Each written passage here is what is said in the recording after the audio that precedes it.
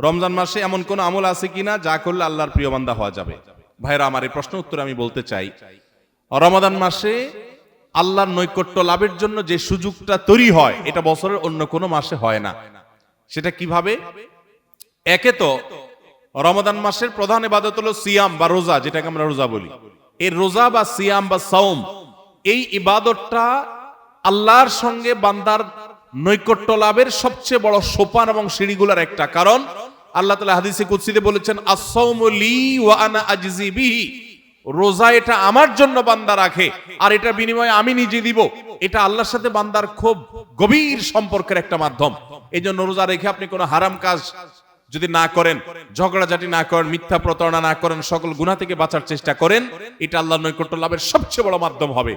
দ্বিতীয় উপায় হলো, আমরা রমজান মাসে সাহরি খাওয়ার জন্য ভোর রাতে সবাই উঠি, ঠিক না বেঠিক? ভোর রাতের এই সময়টা আল্লাহ তাআলা দুনিয়ার আসমানে এসে বান্দাকে ডেকে ডেকে ক্ষমা করেন। 5 ওয়াক্ত নামাজের জন্য আজান দেয় মুয়াজ্জিনরা, আর তাহাজ্জুদের জন্য আল্লাহ তাআলা নিজে ডাকেন, কোন মুয়াজ্জিনকে দিয়ে ডাকান না। আল্লাহ রাব্বুল আলামিন দুনিয়া আসমানে এসে বান্দাকে ডেকে ডেকে বলেন, আলা মিন মুবতালান ফাউআফি আলা, আলা মিন মুস্তাগফিরিন ফাগফির আলা, তোমাদের মধ্যে কেউ ক্ষমা প্রার্থনাকারী আছে যাকে আমি ক্ষমা করব? কোন বিপদগ্রস্ত আছে যাকে বিপদ আমি দূর করব? আল্লাহ ডেকে ডেকে এগুলা দেন। আল্লাহ নিজে ডাকেন তাহাজ্জুদের জন্য। সেটা আমরা 12 মাস পড়ার সুযোগ পাই না, কিন্তু রমজান মাসে পাই।